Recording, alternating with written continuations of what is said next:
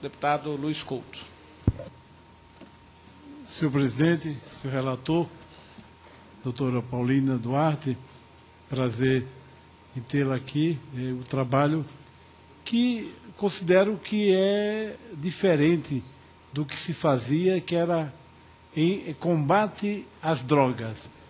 A secretaria é uma secretaria que cuida de políticas públicas para o enfrentamento. Essa é uma nova dimensão, né?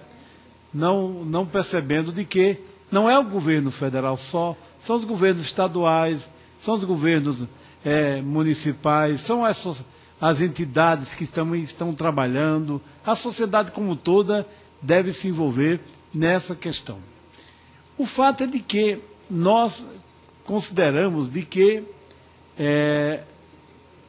a questão maior no enfrentamento dessa questão é de que há muitas experiências, por exemplo, a chamada Fazenda da Esperança, que tem um perfil que coloca trabalho, espiritualidade, convivência. Há outros que têm outras dimensões.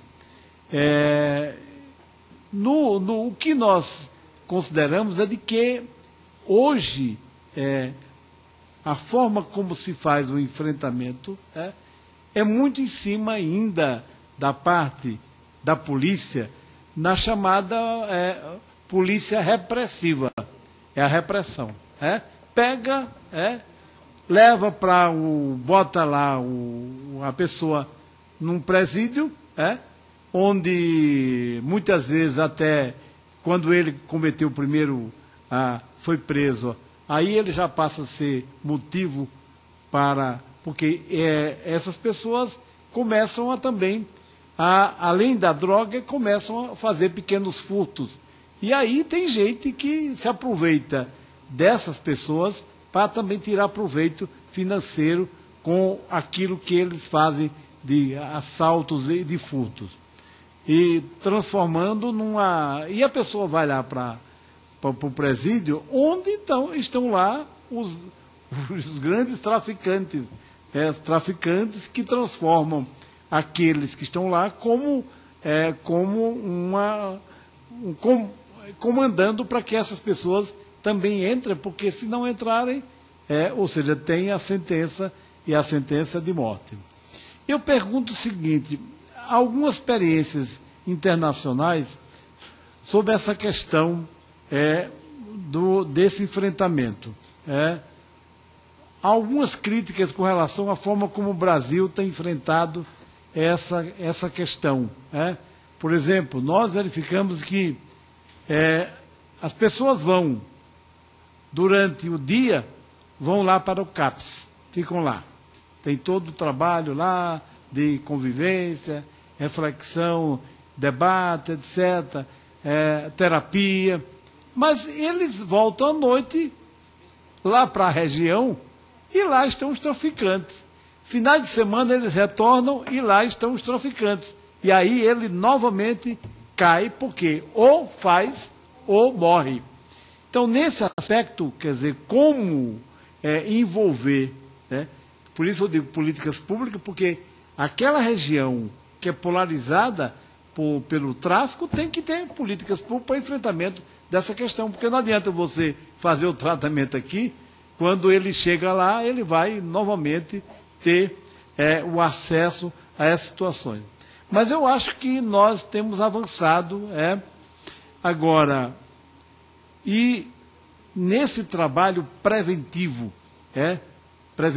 eu, por exemplo, fico muito contente quando vejo, por exemplo, lá no meu estado, só na cidade de João Pessoa, 6 mil jovens no Projovem Empreendedor. Ou seja, são jovens que estão sendo capacitados para trabalhar. Esses são elementos importantes, quer dizer, não precisa você, não, vem dinheiro aqui, enche de dinheiro e tudo, acho que resolve. Ou seja, é preciso ter uma pedagogia própria para o enfrentamento dessa questão. Porque, na realidade, quando o jovem está lá e percebe, tem algum problema na relação familiar. né, tem algum problema na relação familiar. Por que é que quando, em algumas experiências, tem essa questão da convivência, como se fosse uma família, onde eles dividem as tarefas, né, onde tem a espiritualidade, eles avançam. Então, alguma coisa se faz sem muito dinheiro, se faz com vontade, com participação. Então, eu fico contente de que nós estejamos avançando nesta perspectiva.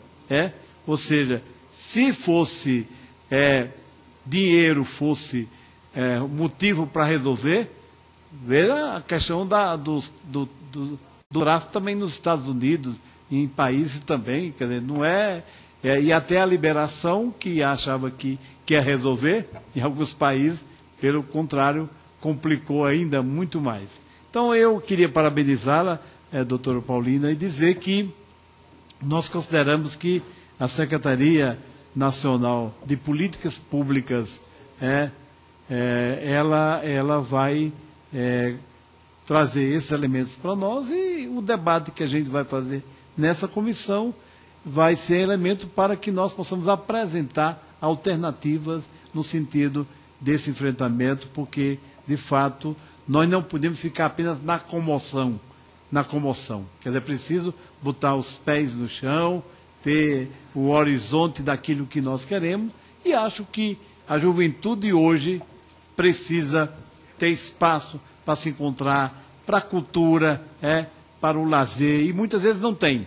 O bairro não tem lugar nem para eles terem esporte, não tem quadra de esporte, não tem um lugar onde eles possam, por exemplo, um grupo de jovens que eram viciados, quer dizer, a partir da experiência da capoeira, eles começaram a trabalhar de outra dimensão. Então, eu acho que há muitas formas da gente enfrentar, e acho que nós vamos encontrar esse caminho. Muito obrigado.